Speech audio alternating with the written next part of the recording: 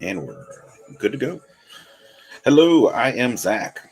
And I am Steve, and welcome to With Thunderous Applause, a podcast where two friends with slightly differing opinions talk about current events and the deep ideas that are going to define our future.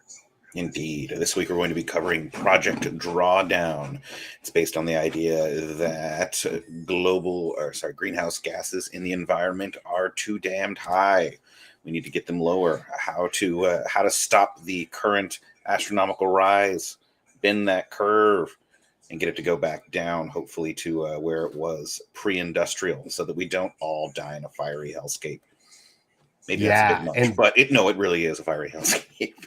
Drawdown specifically, not only can we reduce like carbon emissions and offset some of the already emitted, but we could potentially reverse if we did all of a full program, global program. All of the above, basically, yeah. Mostly consisting of ecosystem restoration. And so this episode is built around a concept called Project Drawdown. You can find it at drawdown.org. That's correct. Amazing resources if you're interested in real climate solutions, not Tesla charging stations all over the city so that people can drive their electric cars. No, those are not solutions in Project Drawdown. This is the real deal stuff. Their green energy solutions are largely limited to providing solar panels in like rural villages in the developing world so that the developing world can develop without having to develop the way that Asia and the Western world has through consumption of fossil fuels and destruction of ecosystems. Correct. And we can all see what happens when you allow developing nations to go through the same stages that our current Western countries have gone through, but with like 10 times the population. Right. More than 10 times, actually. Yeah, it is disastrous. Right. And part of the reason why we should probably be helping them with newer technologies. So we can just skip right over the fossil fuel phase for them. And, a lot of it's about quality of life, more so. So, like, it's like, okay, if we have distributed power through, like, solar panels, maybe some batteries for evening out flows, but largely focus on access to, like, a radio and some electric lighting so that, like, kids can read later and get their studies done and all that stuff. But also in Project Drawdown, you'll see like more efficient cook stoves because wood and dung continues to be the dominant cooking fuel in the world. Right. And so how can you make stoves that are more efficient, that provide better value to the household while also reducing pollutants? So there's all sorts of solutions that don't try and take people's cultural context and current existence and completely transform it. It's like, how can we take this and improve the quality of life there, which you had mentioned population, actually as economic development goes up, population goes down. That is correct. As a demographic reality. Yeah. Yeah, it's often overlooked. Just basically people don't need to have quite so many children in order to make sure that people make it to the next generation.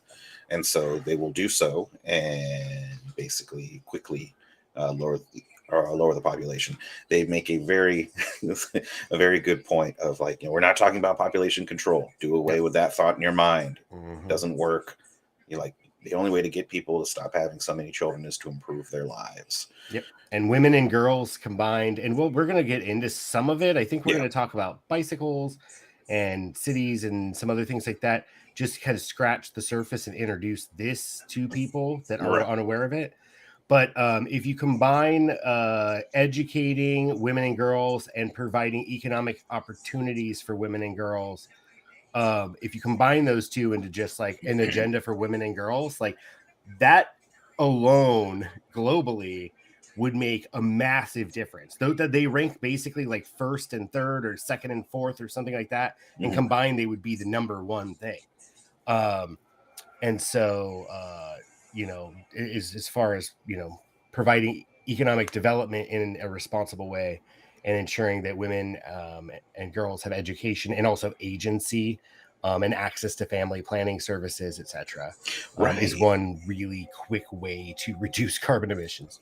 Well, one surprising thing for me was that you generally raise the minimum age, or at least average age, at which women were having their first child by 5 years or more. Mm-hmm.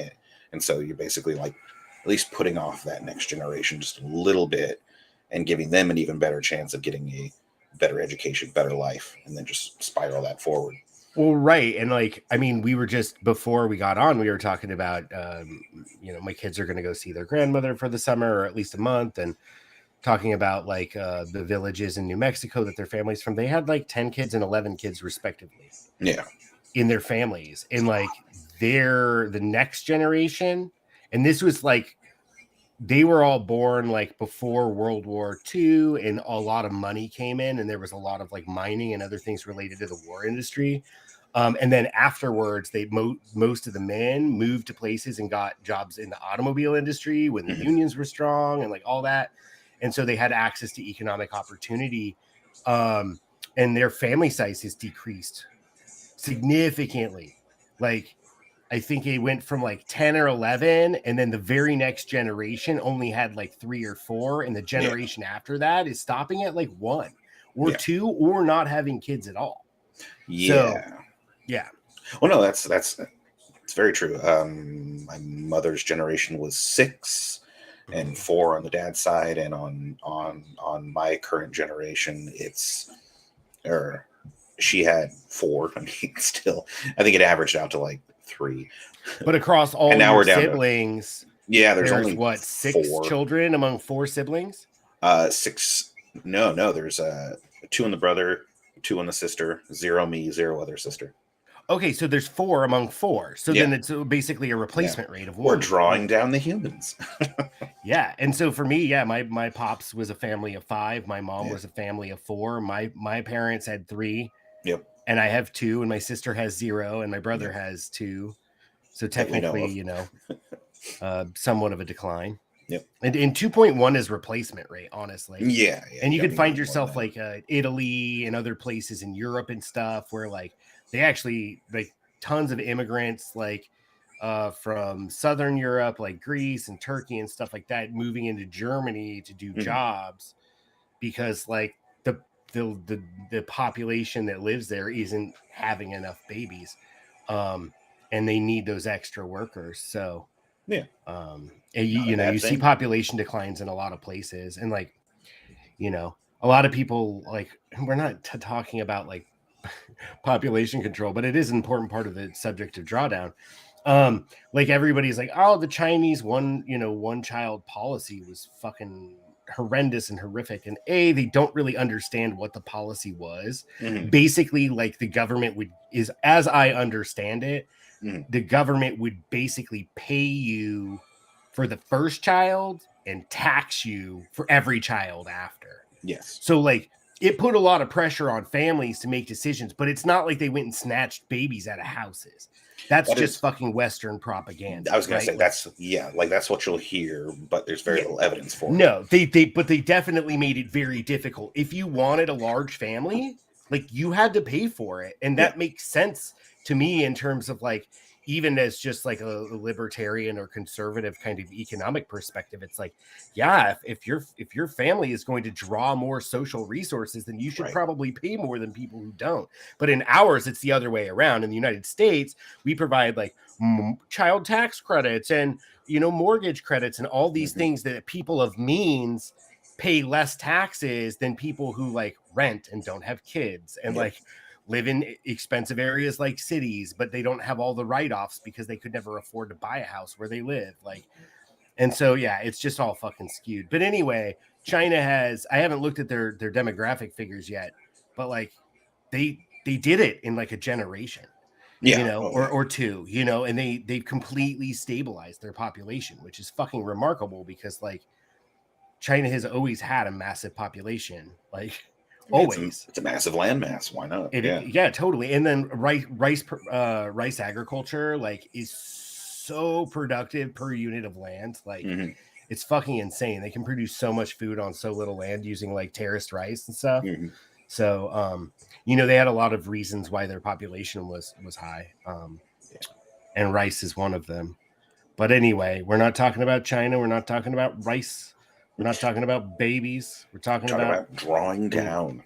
Drawing down. Okay. And so let's just do a super quick check-in. We kind of did already.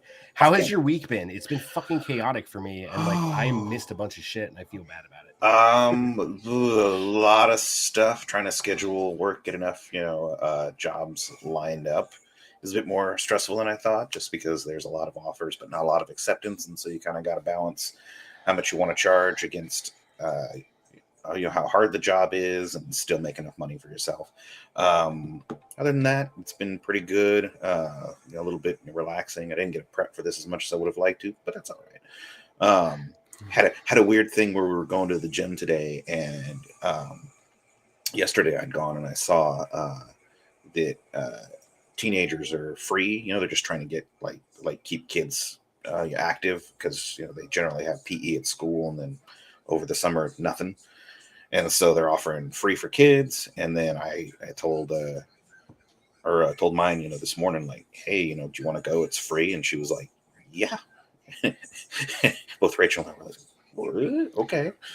Well, come on, get dressed. Get her into an MMA gym, dude. There you go. Hitting speed bags and shit.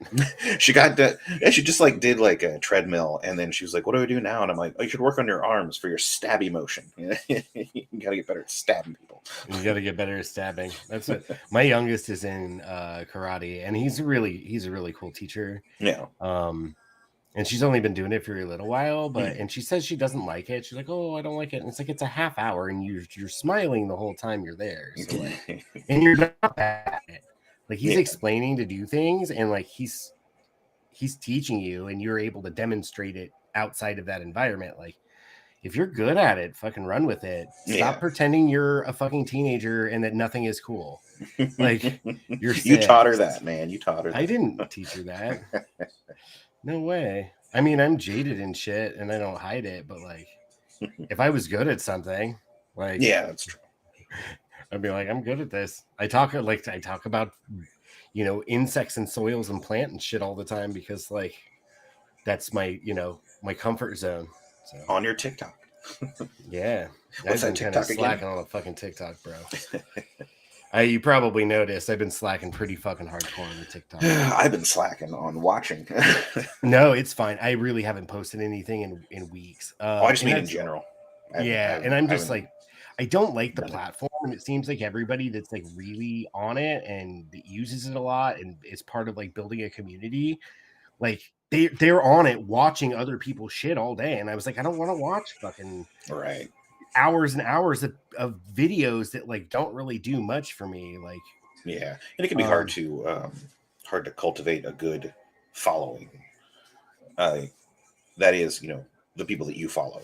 It can be difficult to find a fair number of people that have ideas that you want to watch. Yeah, and there's some cool people, but again, like, I just don't want, like, I left fucking social media because I didn't want it controlling my life. Yeah. I'm happy with my MMO controlling my life. No, Ebony. I'm just kidding. Sponsor us, Ebony. For real though. Sponsor us. So in my life, I'm just about done with school. I'm just about done being a teaching assistant on this class. I have some internship hours and shit to do this summer, but by and large, like, I will be coming into like a period of free time that I haven't had in a very long time. I have some projects lined up. We're going to call some contractors this week, try and get a whole house fan installed before it gets hot. I've been trying to do it a while. Nice. As my therapist would confirm.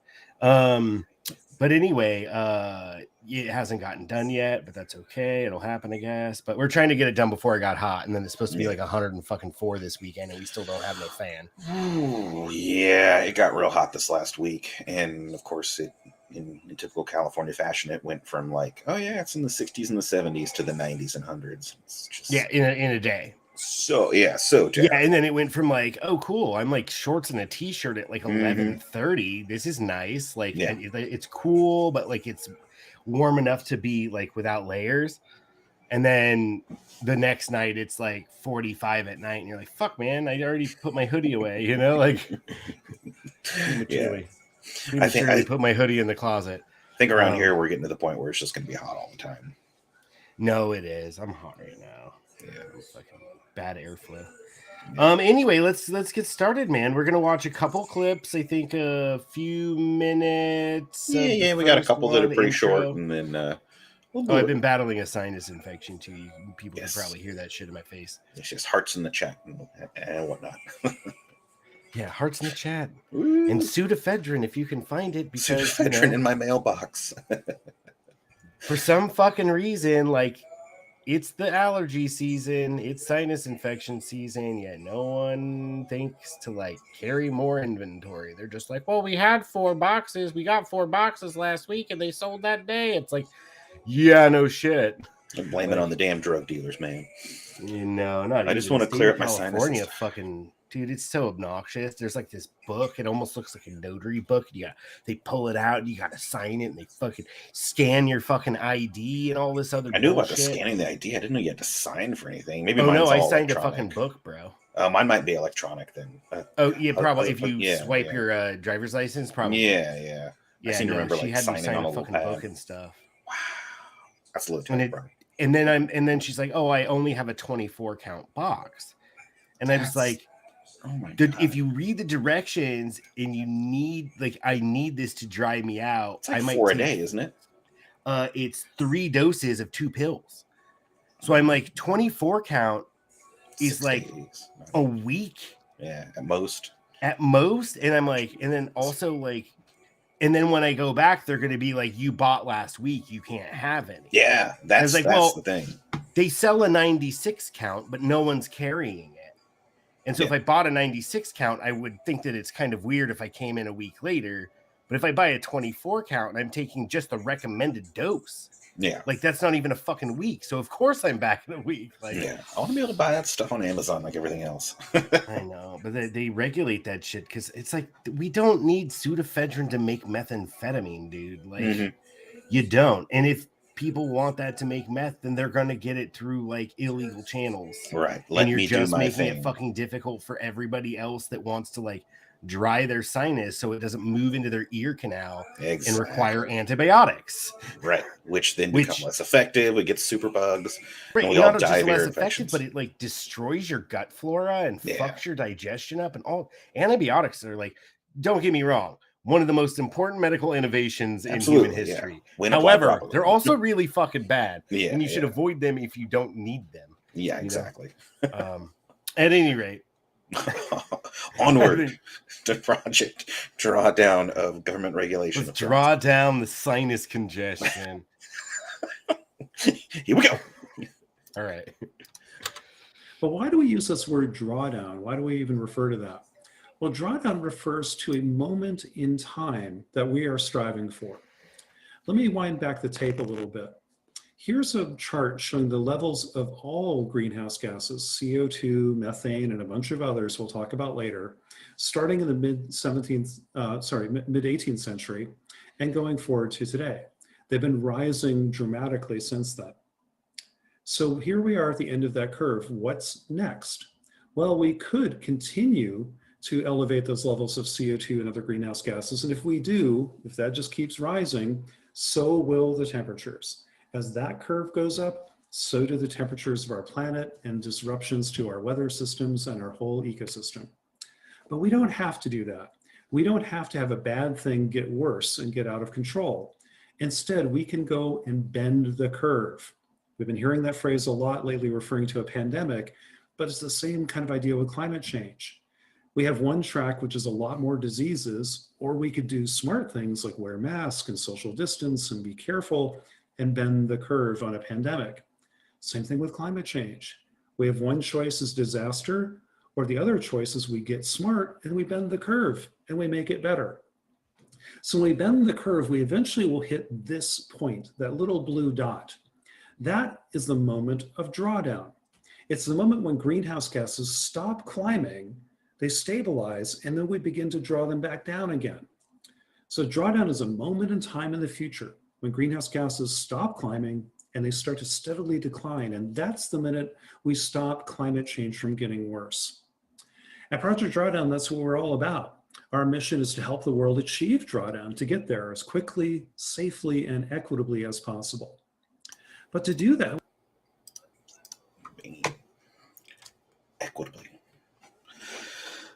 that's the part that I think most people have issue with, is how to do all this stuff we have to do equitably. Like you always hear, like, why should we stop burning fossil fuels when China's burning them? Yeah, So on and so forth. China's burning them. Yeah, we got to keep doing it, or we're going to lose the economic race, because that's all that effing matters, I guess. Who cares if so eventually the world's uninhabitable, like, shortly? Yeah, that prompts a discussion that we should have, because I think it fits within like a theme of what we've been doing here, and the kind of this long conversation we've been having, but like that equitably component, because like I heard from somebody I generally respect use the term eco-fascist to refer to some people who like are like really kind of puritanical about like water consumption, and like, like, oh, you shouldn't use that kind of sprinkler during the day because it wastes water. You should switch to drip irrigation at night or just before dawn. Fascists. And he calls him eco-fascist. And I'm like, thinking to myself, I'm like, no, bro, that's not eco. That might be a fucking smug fart sniffing liberal, but like that he's not an eco-fascist. Like eco-fascists are the ones that are like, we need to control, like these things we need to control, greenhouse gas emissions to stop climate change. And the best way we can do that is by blowing up a pipeline. No, that's not even eco-fascism. Oh, darn. That's eco-heroism as far as I'm concerned. Although the government would call it terrorism, but that's still not fascism. Fascism is like that othering where you're like, the problem is that we need to get we need to sterilize the Mexicans because they have a lot of kids. That's fucking eco-fascism. Eco-fascism is, well, these homeless people and they're trash. They need to go to camps and we need to put them to work. That's fucking eco-fascism. Slavery. When you're taking environmentalism or environmentalist concepts and then you're using them to push your fucking agenda of othering and like oppression and punishment on other people, that's way closer to eco-fascism than someone's like, hey, have you considered changing your irrigation? Right. Well, and the problem with the irrigation thing is like, even is the reason you don't get people doing that just voluntarily, like, why wouldn't you want to, or use less water? Well, because you're not charged the true price of water. You're charged this minimalized price that doesn't take everything into account. And so, like, why bother doing the work, spending the money when water is dirt cheap? Water cheap. But that equitable component, I think, is a big one. And we talk about eco-fascism, like it kind of fits into this conversation that we've not really been prepared to have, but we've been talking about having it for a while, about balkanization. We talked a bit about fascism and like the state of Jefferson movement and all this other bullshit, the Christian fascism of the mega churches and all that stuff, evangelicalism. We talked and the QAnon and all that shit, right? Like, but that equitable is a really important part. And you brought up how we're like, if China, we're not going to control China. Sure, we can't control China, but also recognize where China is. China didn't even begin like a serious undertaking of industrialization until Europe industrialized, fucking pieces, and then China has You're cutting out right now. People that they're trying to pull out desperate poverty, right? And we can't just look at today and compare country to country, like, because carbon emissions are long lived in the atmosphere, which means the bulk of those emissions that are causing problems right now are from North America and Western Europe for the last 200 years. And not to mention their colonial projects and ecosystem destruction around the world, et cetera, so forth, that have contributed to this problem. Go ahead. Well, and then, demanding that, various places cut down native trees and destroy forests in order to grow this or that for profit. But the whole idea that we should be making a monster out of China for wanting to take better care of its people, and it's like it's literally all they're trying to do is just get them out of abject poverty and into regular old poverty. For a lot of people, it just means that they're being fed and sheltered and clothed, as opposed to a lot of people starving. More or less is what it was. And so you can't be angry at anyone for wanting to provide the basics for their people. And like it's definitely been demonstrated that for all the missteps that China may have taken, they have improved the lives of billions. Oh yeah, they've improved the lives of so many people. And the other thing that's often forgotten too, and this is a criticism of the Soviet Union too, as well, right? Like, oh my God, so many people died. Well, first of all, you can't fucking pin a famine. Definitely economic policy did not help. But guess what? Political leaders fuck up all the time. Yeah. That does not prove that their ideas were not good. Right. All it proves is that they weren't working under other conditions, including embargoes and environmental disasters like droughts and floods, and other things that throughout human history have made food supplies unstable. But what a lot goes ignored when kind of high and mighty people from a Western perspective are like, oh, the Soviet Union was murdered all these people, and it's like, industrialization is a brutal process. Do you not remember what you learned in fucking American history about Pinkertons and shit, mowing down labor organizers, or people just dying willy-nilly in industrial accidents, or the railroad barons that were digging tunnels through the Sierra Nevada, intentionally blowing up their fucking laborers so they didn't have to pay them? That happened here. It happens anywhere. Industrialization's a brutal fucking process. And you can't be like, oh, they killed all those people, unless you go back through history and try and count the fucking body count of every country's industrialization, which I'll tell you is very high. Right. And yeah, we do tend to ignore it. I didn't know about them blowing up, workers. Oh no, especially the Chinese. They bring the Chinese in. Oh well, yeah. They'd work for 2 weeks when there was whispers in the Chinese parts of the camps about why they're not getting their wages.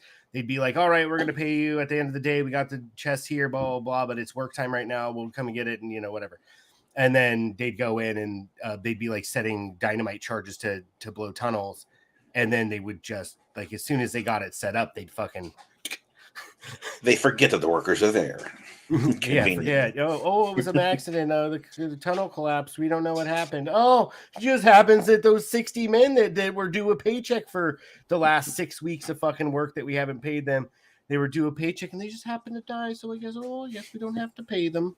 Yeah, no, fucking industrialization and capitalism is a brutalizing force in the world, and it's rapid change is not something that it's created all sorts of monsters. I think fucking Freud wrote a book called Civilization and Its Discontents, or maybe it was another one of those psychoanalysts in his time.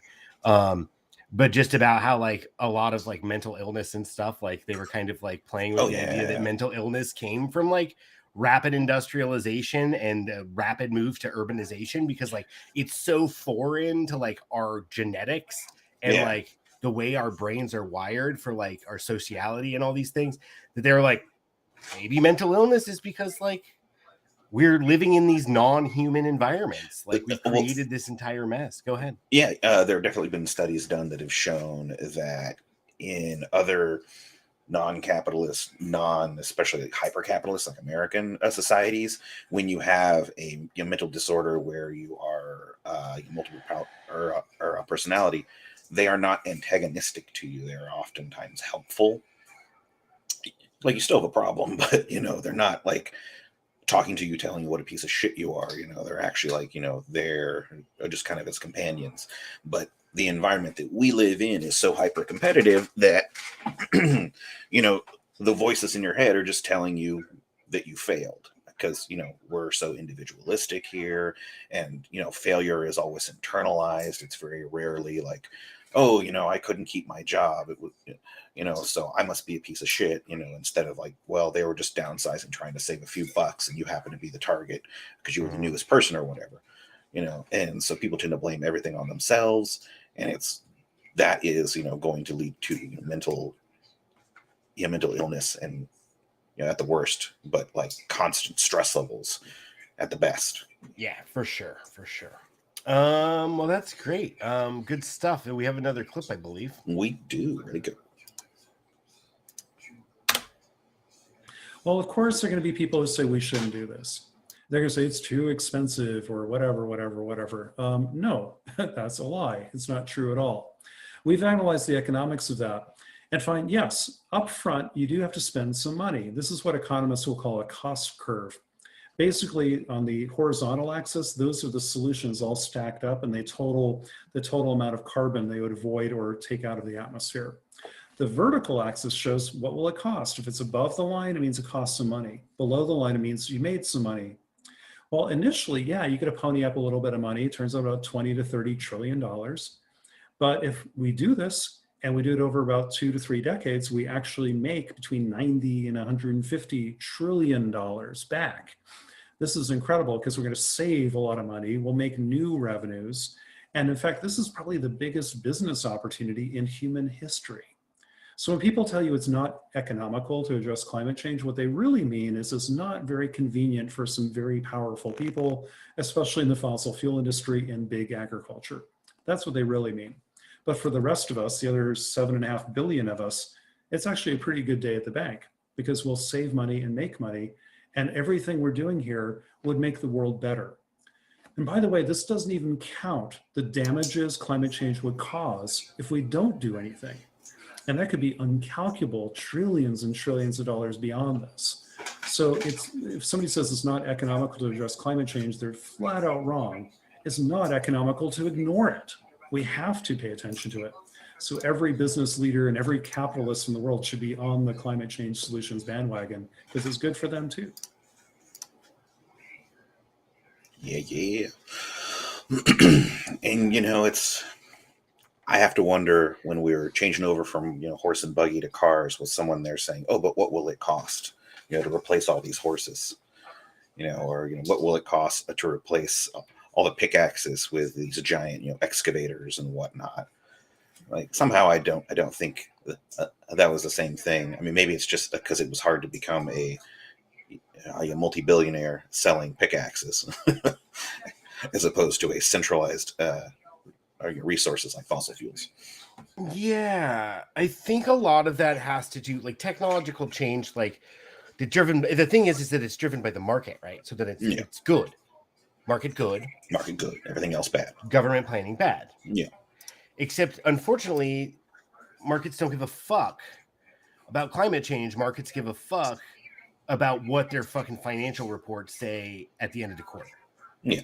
And so, like, that's like really the one, in my opinion, one of the bigger discontinuities between like problems and solutions is that like you can't look to a system that can't see beyond. And that's not necessarily true that they only look to the next quarterly report. Like they have strategic planning that spans years and all that, but their focus is profit, not all these social goals. And sure, they'll be like, "Oh, this is a risk. If there's bad hurricanes, then we could lose production for a bit. Okay, we'll move some money into a Hurricane Day fund so that if we need that money later, then we can keep our operation going, or we can shift, production, or however they want to do it, right?" Mm-hmm. But ultimately, they're not in the business of sequestering carbon. They're not in the business of creating technologies to solve climate change. They're in the business of whatever they're there to do, sell shoes or, computers or whatever else, right? So we're never going to get solutions by like market incentive. All you're going to do is get grift, where you have people like Elon Musk and Jeff Bezos, who the vast majority of their fortunes have come from government contracts. Right. Why do we not talk about that? Like, all these self-made billionaires who have guaranteed contracts. Yeah. Unlike the rest of us. Billions of dollars. Yeah. I'd kill for a government contract. I should do government contracting. We're both vets, man. We can go into government contracting. Yeah, I don't know We what get priority. That's true. No, I've applied. They don't give it to you. You're still gonna try.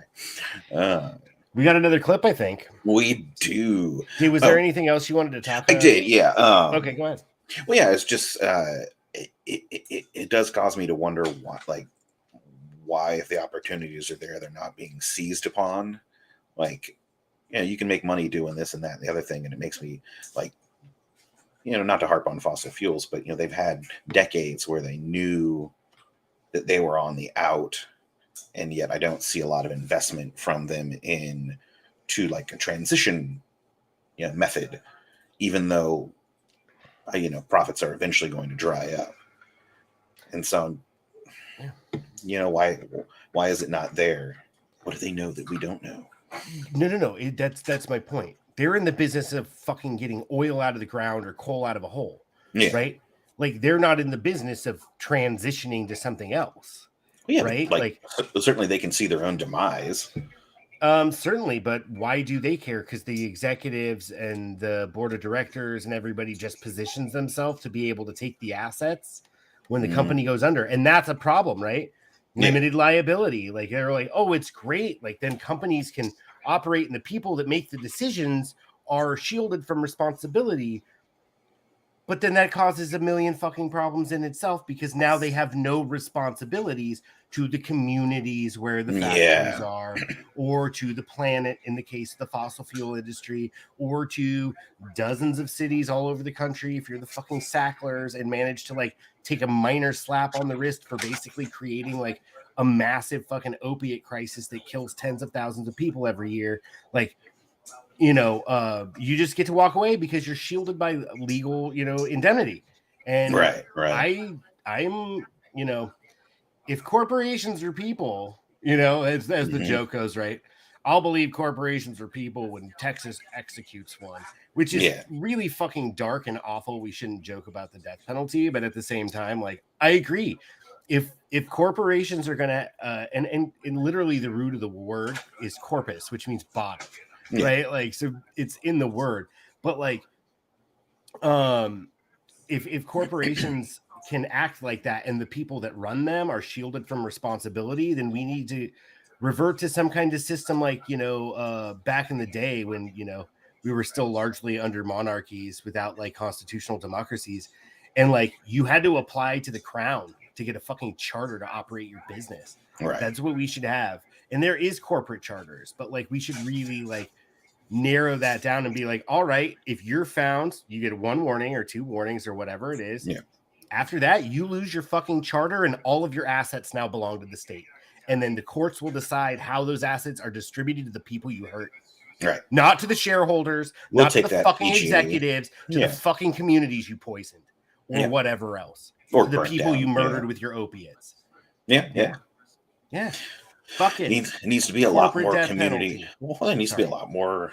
It's fine. There needs to be a lot more community-owned, resources, and we're going to cover that right now. Oh, excellent. Yeah. Play it. Playing it. I'm Tom Mulholland. I use he/him pronouns. I'm a senior project manager at Grounded Strategies.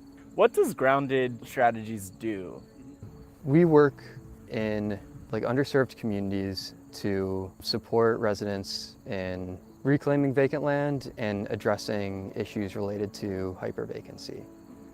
So that kind of looks a lot of different ways. There's a lot of different ways that we like address that goal or that we do that work. Sometimes it's, just supporting an existing grassroots effort. So we offer resources and technical assistance and things of that nature to help people who already have kind of a vision in mind. We also work in communities where that kind of desire to do something in green space and open space is more nascent. In that case, we can help with planning, we can do like co-design work, and we can facilitate like the implementation of those projects. When did you realize that you were interested in land use? I kind of was always into drawing and writing and stuff in high school, and then in college tried to intentionally make that happen more around myself, organizing zines. I like to make little comics and that sort of thing. The fun part was making stuff and doing it with other people. I think that like continues into why I like gravitated towards this organization and then was sustained in the work that can be really, we do a lot of different stuff and it can be like a lot sometimes, but it's all very creative and it's all helping people like make real the thing that they had in their mind. And that's always just really rewarding. What excites you most about the work that you do? Just the people. So like I get to work with a lot of really great community leaders. I get to be a part of working with like these inspiring people all over the city, which is really great. And then I get to contribute to all these different projects, the variety of people and projects that I get to participate in. What's the relationship between some of these farms, like Sankofa Farm, for example? Because obviously you're doing different things, but you're working together. Like, what's the piece that they're doing and what's the piece that you're all doing? There's things that we've seen create roadblocks for people, and we want to try to make sure that those roadblocks are addressed in some way. A lot of people are bringing the energy, but they maybe don't have a shed full of tools, so we can bring that. A lot of people doing these projects pay out of their own what they have saved and stuff to get some compost, so like a new paint to refresh the thing, and like that all adds up. It's one more reason why somebody might hang up their hat and be like, okay, I can't continue to do this. We want to support that network of people who are doing this work on their own, so they're not getting burnt out, and people who might want to enter that space feel like they're able to do it because they're supported by these existing resources. And we're not the only ones who offer resources like that too. Grow Pittsburgh and their Garden Resource Center is hugely helpful to a lot of people doing that work too. Could you talk about like the climate solution and how your work is a climate solution? So yeah, we trial solutions like this. Let's see if we can establish a wildflower meadow and do it in a way that can be replicated and can be like brought to a larger scale, contributing significantly to like a reduction in the carbon emissions that would go towards maintenance, and then also creating habitat as well as temporary carbon sink and that sort of thing as well. For Grounded, what is that, like the scale of it currently? Demonstration projects and parcel scale community projects, there's a couple hundred. We have the vision of this being hundreds and hundreds of parcels if we can show that it's a sustainable approach. Yeah. You mentioned curiosity as being something on your journey, but could you talk about what role it's played on your journey to where you are now? You have to have that curiosity and humility. You're coming in as a generalist, applying your energy to help make these things happen, but you have to understand that doesn't make you an expert. There's subject matter experts that you can draw from, and then there's also the community members that you're working from who are really the experts in what is appropriate in a given space or in a given context too. It's just a learning process. There's like the knowledge that you're seeking, and then there's the knowledge that's going to be given to you in that process regardless, and you need to take both of those types of knowledge. Like, what's the world that you want to build? I want to see very practically like increased community ownership of land. I want to see within these communities that have been underserved by municipal, state, national institutions that there's greater levels of land ownership. Grounded is moving in that direction, and I'm excited to be a part of that movement. And how do we really facilitate getting more land back to these communities?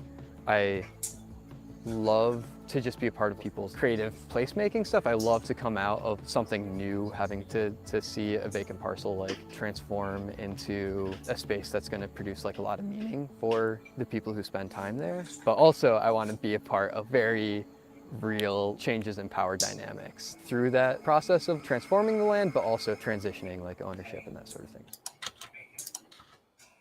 Yeah. Something that I actually posted a question for on that video was how they go about getting ownership of that land out of private hands and into public hands. And then on top of that, like, how is that organized legally? You know, like, how do you make it so that, you know, a bunch of people don't die and suddenly it transitions back into a single person's hands? I have to imagine it's some sort of trust. You're muted. You're muted. Of course he is, because I didn't want like people to hear like me blowing my nose over the video. So I muted myself. Gotcha. But I felt right there with you the whole time, buddy. I just like started talking. There are actually models. That was a really cool clip, man. That project is interesting. I'm always curious about these brown. There's no fucking. And You gone, robot?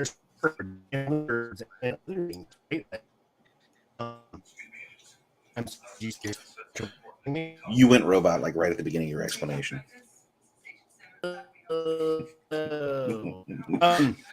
I was looking just like underutilized random like that. I'm like, how be like how, because the city is like, or you can plant in the strip, but you can't do this, you can't do that, and it has to be this. And then they're like, well, if you plant things at these, like, just be aware that if someone gets stoned, they can sue you. That's the most outrageous fucking thing I've ever heard. Right. But whatever, right? And so, you know, you can plant your park strip, but there's a ton of just vacant space. I've sketched dozens of plans. I think we've had conversations when we were talking about housing. We talked about doing like just basic design sketches for like.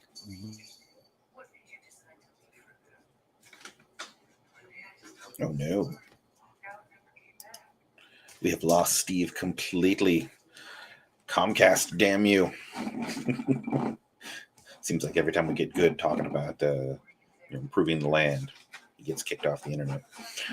Yeah, but he's right though. In the past, we've talked about the various oddly shaped bits of land that are available in our two cities, including like a very oddly shaped triangular piece at the end of a pair of streets where I used to live. They came to a point, and there was a little triangle at the end that nothing was ever built upon. It wasn't even that it was too small. Like you definitely could have fit a house there, but just apparently nobody wanted to build on it or could afford to build on it. And so I always wanted to try to get people together to do something with it, but couldn't muster enough of the neighborhood to get involved. Typically the concern was like, oh, I don't like being out there late at night because it's near the bridge and a whole bunch of homeless people hang out near the underpass, or people who were concerned that if we planted food that it would attract even more homeless people. And it's like, well, I mean, I guess it could, but I'm okay with feeding the occasional homeless person. I don't mind too much. And most of them are just, looking out for themselves. They're not really trying to cause any trouble. Let's see. Yeah. Here in Fresno, we got several plots of land, as we talked about in a previous episode, that are just completely undeveloped, not even underdeveloped, just undeveloped, and have been for the period that I've been here. Was it going on 4 years now? Just to the point where they're acres big and nobody's doing anything because nobody has a need to. Nobody has a need to build there. There's plenty of existing buildings, and there's no real. They would have to be office buildings or something like that. But there's no real our desire for a retail space. Steve's wondering what's going on. Robot.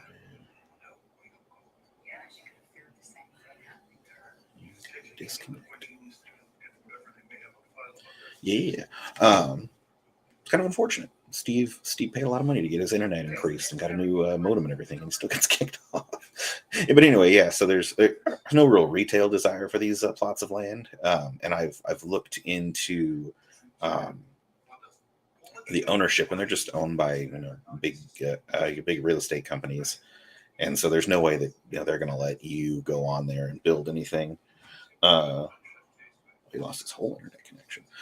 There's no way that they're going to let you go on there and do any sort of improvement to it. And even if you do it in a guerrilla fashion, there's no saying they're not going to send someone out there to immediately cut it down.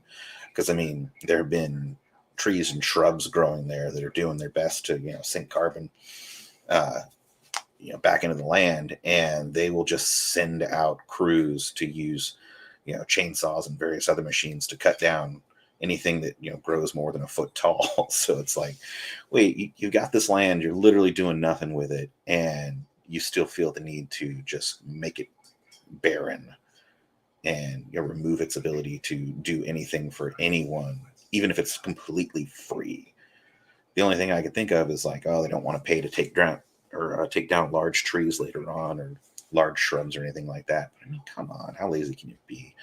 let the let the land do its thing, especially around here where we need any sort of relief from the heat that we can get. Trees and shrubs offer that, and do it not just for that little parcel of land, but for everywhere around it, because now that parcel of land is absorbing energy from the sun, turning it into chemical bonds, and it doesn't get back into the environment. Will do. So yeah, I think not next week, but the week after, we are going to continue with Project Drawdown. We'll be talking about bicycling, and I want to find more clips to spark conversation regarding some of the other topics that we covered earlier in the episode. We spoke about carbon sinks on land and sea, and how the answer to climate change is not always going to be electric cars and solar panels, because there's other easier solutions. If you look at the breakdown of greenhouse gases that are released into the air, yes, electricity production is huge, but the next one right after that is food and agriculture and how we use the land, and that is separate from the transportation costs of getting the food from place to place, and it's only 1% different. So 25% of the greenhouse gases that are released into the environment can be addressed by how we manage our land. And so I definitely want to have some coverage of that after we talk about bicycles, which is in the transportation sector, which represents around 15% of carbon dioxide released into the atmosphere. I'm going to go ahead and call it right there, though. Y'all have a wonderful day. And remember that when liberty dies, it dies with thunderous applause. Y'all have a good weekend.